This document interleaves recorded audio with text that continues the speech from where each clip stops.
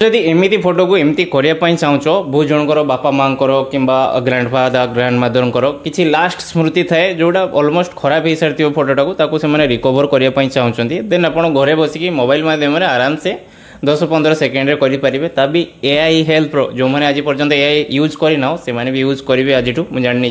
कारण बहुत जनकर एमती मेमोरी अच्छी जोटा को से रिस्टोर करने चाहते तो सब प्रथम मुझे कहीदे प्लाटफर्म आप चूज करेंगे जब भी गूगल जेमिनाई मुझे चूज करछि आपन भी सेटा रेफर करूँ सब बेस्ट हम गूगल